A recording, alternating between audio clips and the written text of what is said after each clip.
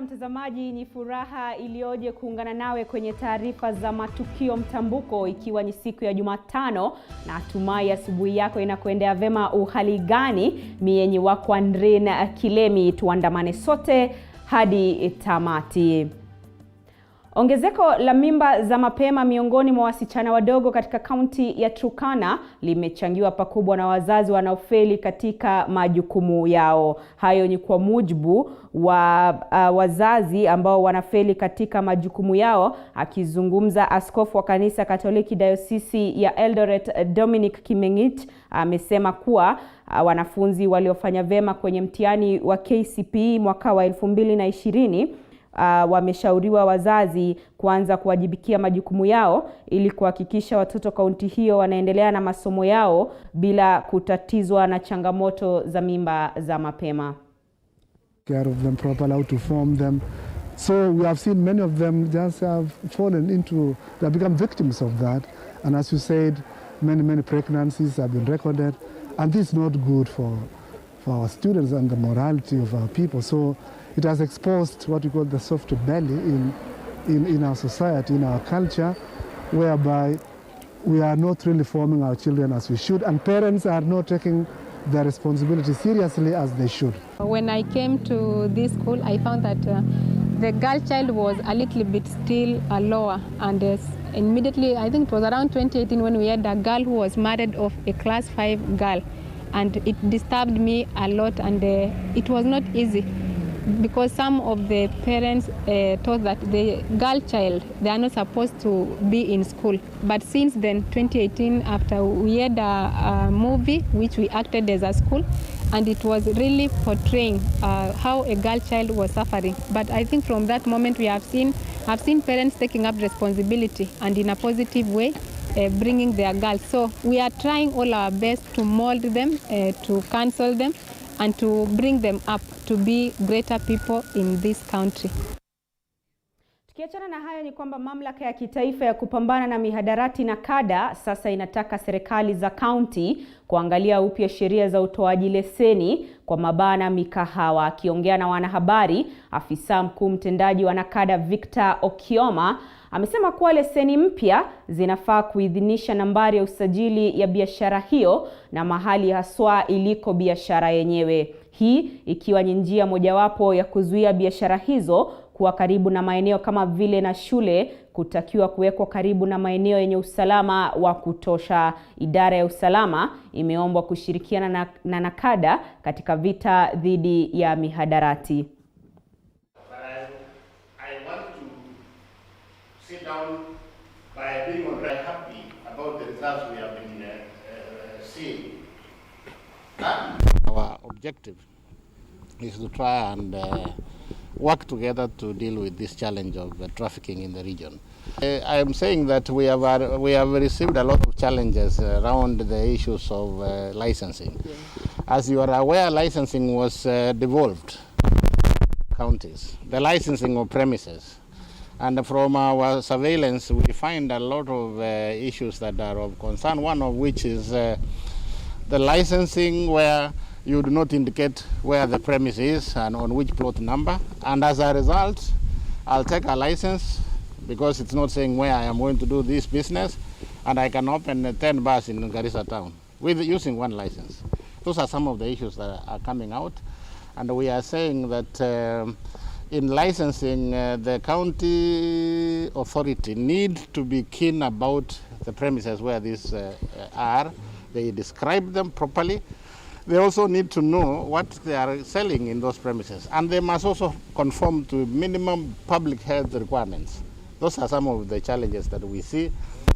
Others license it as a bar and restaurant, and there is no restaurant. Licensing so that they are able to weed out the licensing in premises where it is even risky to expose the public into an area which is not policed, for example, out there in the bush. People have been exposed to some of these dangers because the licensing is not cognizant of the danger of premises which are being licensed, and therefore there are outside areas where police cannot secure them. Those are the issues we have been discussing, and I think from here, those are the issues the officers will be addressing. We would like to hear where licensing of marijuana has worked positively for the community. I can tell you a number of countries where they have licensed. They are regretting, some of them, why they did it. And let me tell you that marijuana is one of the most problematic drugs in the country currently. When you talk about licensing of marijuana, what you are trying to say is that we allow the marijuana for recreation. You know, you take it for fun, you take it to relax. That is what the argument is. Na misa ya wafu ya mwenda zake Kalembe Ndile ilifanyika hiyo jana katika kanisa la St. Veronica Syokimau, County ya Machakos. Mwenda zake ametajwa kama kiongozi mahiri aliyejali maslahi ya jamii na aliyekuwa na upendo kwa jamii. Kalembe aliaga dunia akiwa na miaka 57 katika hospitali ya Nairobi baada ya kuugua. Misa nyingine itafanyika huku akitarajiwa kuzikwa siku ya Ijumaa katika eneo la Mbiunzau, Kibwezi, County ya Machakos.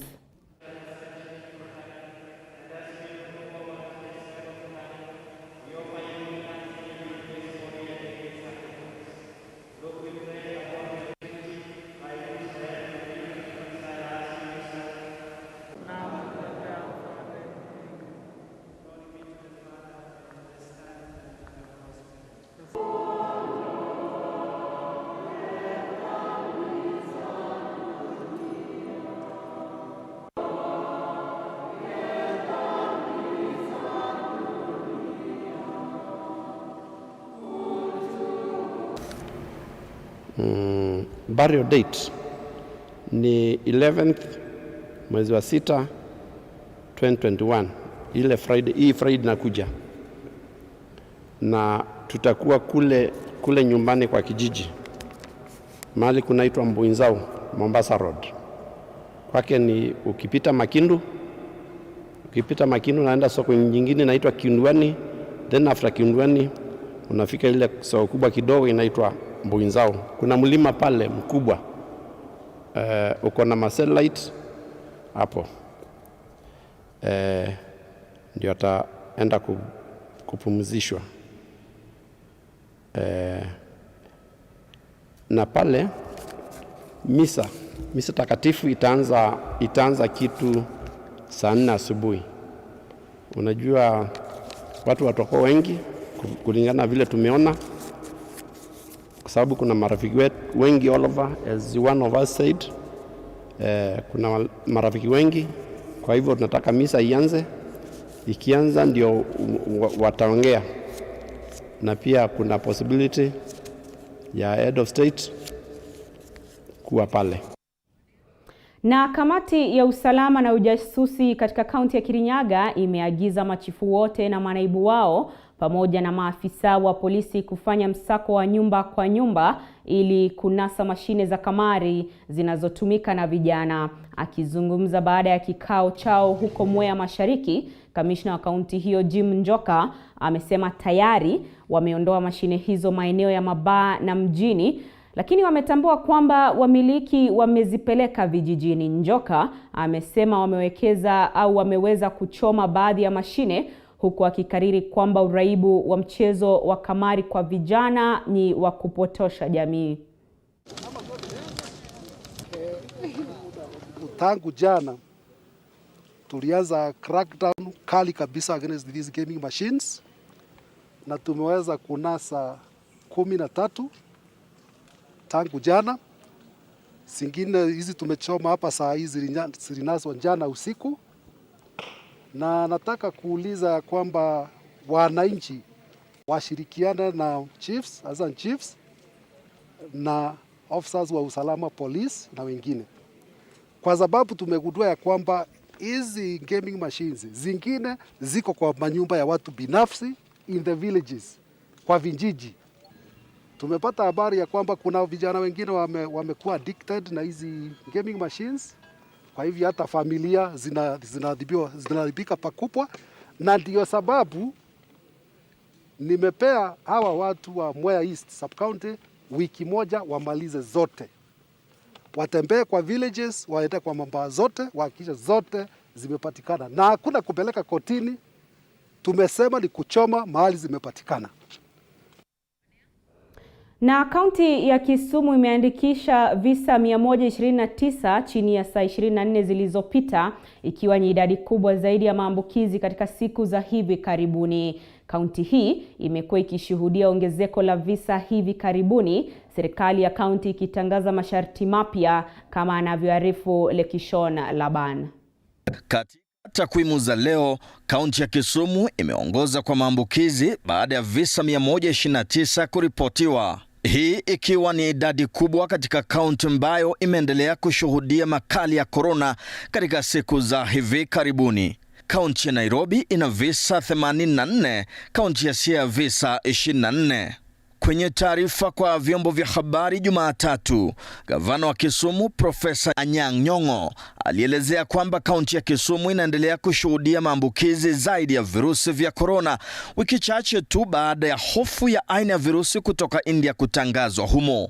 Kaunti ya Kisumu imeripoti visa 168 kati ya Mei 3 hadi Mei 9, visa 181 kati ya Mei 10 hadi Mei 16, visa 373 kati ya Mei 17 na Mei 23, visa 805 kati ya Mei 25 na Mei 31, huku visa 780 vikiwa vimeripotiwa kati ya Mei 31 hadi Juni ya tarehe 5.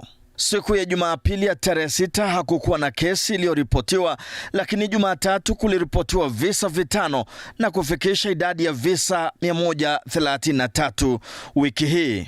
Hali hii imefanya hatua zaidi kuchukuliwa ili kuzuia maambukizi zaidi ya virusi vya korona. Masharti hayo ni pamoja na operesheni kali kwa magari ya uchukuzi wa umma na kwa wahudumu wa bodaboda kuhakikisha masharti yamefuatwa, maziko kufanyika ndani ya masaa 72, miili ya wanaokufa kuzikwa ndani ya saa 48, kutakuwa na uangalizi mkali katika masoko kuhakikisha masharti yanafuatwa, na kwenye maeneo ya kuabudu watu wanashauriwa kuepukana kukongamana. Kamati shirikishi itakuwa ikikagua iwapo masharti haya yanafuatwa, na vilevile afisi za kaunti zimefungwa kwa kipindi cha masharti haya, ikitarajiwa ni afisi za wanaotoa huduma muhimu tu ndio zitakazokuwa zimebakia wazi. Na kwenye takwimu za maambukizi ya virusi vya korona nchini leo hii, Wizara ya Afya imesema kwamba watu 433 wameambukizwa. Lekishon Laban, TV47. Tukiachana na takwimu hizo za maambukizi ya virusi vya korona, ni kwamba jamaa mmoja ameaga dunia katika ziwa Victoria baada ya kwenda kuoga alfajiri ya leo. Jamaa huyo inadaiwa alikuwa amehudhuria matanga ya shangazie katika kaunti ndogo ya Funyula, kaunti ya Busia. Kulingana na walioshuhudia kisa hicho, mwenda zake aliaga baada ya kuteleza na kutumbukia majini. Mwili wa marehemu umehifadhiwa katika chumba cha kuhifadhi wafu cha Nangina. Tulitoka saa 12:30 kwenda mtoni kuoga, tukaomba sabuni. Baada ya kufika mtoni, akasema nataka utangulie, nikamwambia naenda kujisaidia kidogo ndio nirudi.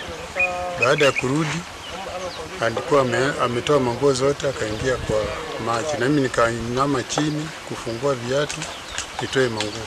Kumaliza kutoa manguo na viatu, kupinduka kuangalia kwa maji mtu haonekani, na ikaishia hapo. Baadaye nikapiga simu nyumbani hapo kwa matanga.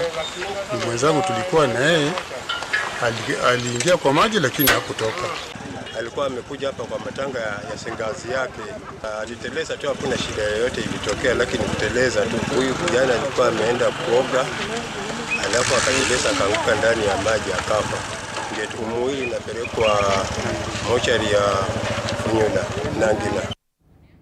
Na mahakama ya Kigumo imetoa ilani ya kukamatwa kwa mkuu wa kitengo cha DCI Murang'a Kusini kufuatia hatua yake ya kukaidi amri 2 za mahakama kufuatia kesi ya ulanguzi wa dawa za kulevya inayohusu raia wawili wa Nigeria, Willy Dennis Njiro, na taarifa hiyo kikamilifu.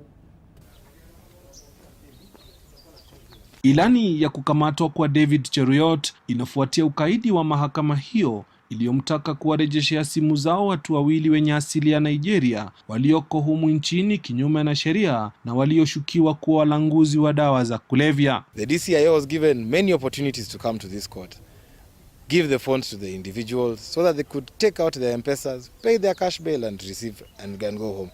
It is a constitutional right they are granted to be able to pay cash bail, and until they are convicted of a crime, they should not be treated as convicts. Wawili hao Solomon Duba Abuzike na Cletus Onyabuchi kupitia wakili wao Elkana Mogaka walikuwa wameomba mahakama kuwaruhusu kurejeshewa simu zao ili kuwawezesha kuwasiliana na familia ili kupata faini za mahakama. We do call for respect of court orders, for the treatment of all people, international, national or otherwise, fairly and with parity. Leaders in positions such as the DCIO and other public officials should be striving to treat people with equality, fairness, social justice. Wawili hao wamekuwa korokoroni tangia Aprili 19 mwaka huu walipokamatwa eneo la Keno wakiwa na gramu 200 za dawa aina ya cocaine yenye dhamana ya shilingi 600,000, na japo waliwachiliwa kwa dhamana, uhuru wao ulisalia hafifu kwani hawajapata kuwasiliana nyumbani. As a matter of fact, one police officer acting under the DCIO, that is the deputy Mr. Washuma, was sent to court to lie that they never got court orders, whereas that same officer was in court and given orders by the judge mouth to mouth. The orders were served by them digitally, they received them and served them back to us. And let that be a lesson to the police, whether in Makuyu, whether in Nairobi, or anywhere else in the jurisdiction, that unless they follow the law. Willy Dennis Njiru, runinga ya TV 47. Kwingineko, wananchi katika kijiji cha Bunambo, wadi ya Ndalu Tabani katika eneo bunge la Tongaren walishuhudia mazishi ya kitamaduni. Nyimbo za utamaduni wa jamii ya Tachoni ziliimbwa huku kaburi likikanyagwa na maiti kuzikwa katika ngozi ya ng'ombe. Mike Kagongo na uketo wa taarifa hiyo. Ni katika hafla ya mazishi yasiyo ya kawaida yanayohusu utamaduni wa jamii ya Tachoni, kaunti ya Bungoma. Kwenye shughuli hii, ng'ombe wawili walichinjwa, mmoja akiwa wa kutengeneza ngozi atakayozikwa nayo mwenda zake. Nyama yake ikiliwa na nduguze pamoja na wajukuu kama inavyoruhusu tamaduni. Ngozi ya nyama ya yule ng'ombe aliyechinjwa hupasuliwa katikati, ili mmoja inatandikwa alalie, alafu nyingine anafunikwa juu. Alafu akisha funikwa na udongo, hiyo nyama itatolewa juu ya nyumba.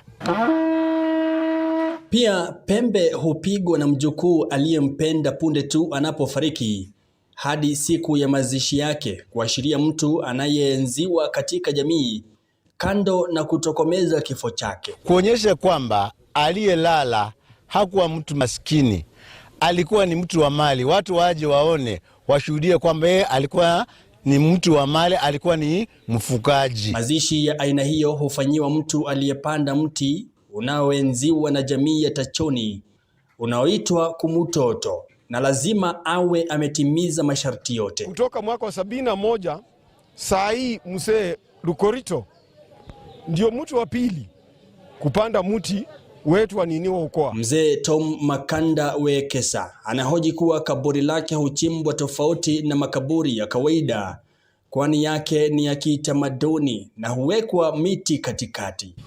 Na hii nyumba vile mmeona vile imejengwa kwa kulingana na utamaduni. Imepasuliwa katikati, hapo chini vile umeona imepasuliwa, imeonyeshwa mfano wa sanduku. Na kwa vile imeonyeshwa mfano wa sanduku, tukimweka hapo chini na tunatandika hizi miti namna hii. Alafu baadaye tunachukua nyasi tunaweka juu.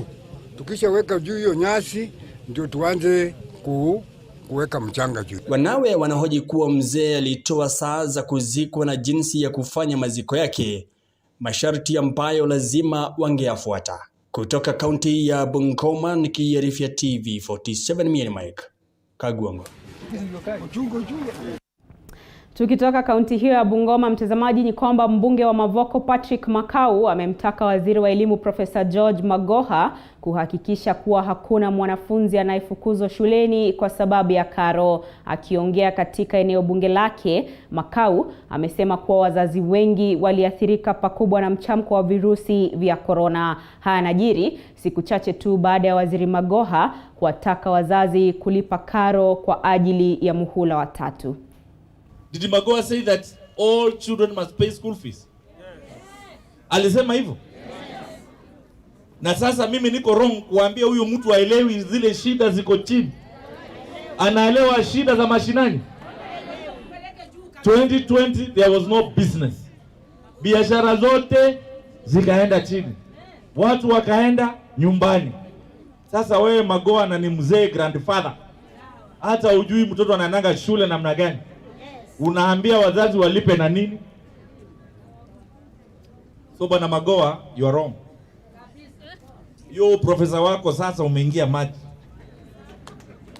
Mwananchi lazima aambiwe alipe pole pole mpaka siku ile itapatikana. Anapata basari kidogo, anaongeza kidogo, alafu kidogo kidogo ujaza kibaba. Kama serikali yenyewe imeshindwa kutupatia basari, wewe Magoha unasema tutoe pesa wapi? Mtazamaji, kwa taarifa hiyo ninakunja jamvi la awamu ya kwanza ya taarifa za matukio mtambuko. Asante sana kwa kutegea runinga ya TV47. Mienye wako Andren Kilemi. Zidi kutazama runinga hii kwa taarifa, vipindi na burudani zaidi. Mwendo wa saa 6 kamili tutakuwa na taarifa zaidi. Usiende mbali.